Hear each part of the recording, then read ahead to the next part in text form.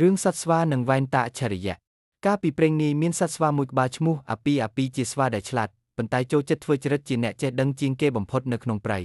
ថ្ងៃមួយអាពីបានរើបានវ៉ែនតាចាស់មួយពីអ្នកទេសចរដែលជ្រុះចោលវាបង្អួតសត្វវាយទៀតថានេះមិនមែនជាវ៉ែនតាធម្មតាទេវាគឺជាវ៉ែនតាអច្ឆរិយៈដែលអាចមើលឃើញអនាគតបាន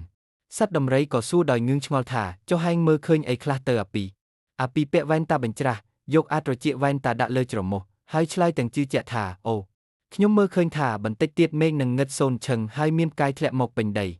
សត្វដតីទៀតភ័យស្លន់ស្លោរត់រកកន្លែងពូនម្នាក់ប៉ុន្តែមេមន់មួយក្បាលដែលដើរក្បែរនោះបានសាយយ៉ាងខ្លាំងរួចនិយាយថាអាពីអើយមេឃមិនងឹតទេហើយក៏គ្មានផ្កាយធ្លាក់ដែរគឺមកពីឯងយកដៃខ្ទប់ភ្នែកពេលកំពុងពាក់វ៉ែនតានឹងតាអាពីដកដៃចេញរួចមើលទៅមេឃឃើញថ្ងៃត្រង់ចេះវាអៀនពេកក៏រត់ឡើងដើមឈើបាត់ទៅទុកឲ្យសត្វវាយទៀតសាយផ្អើលពេញព្រៃអត្ថន័យអប់រំកុំធ្វើជាអ្នកចេះដឹងទាំងដែលខ្លួនមិនដឹងច្បាស់ភាពស្មោះត្រង់ប្រសើរជាងការអួតអាង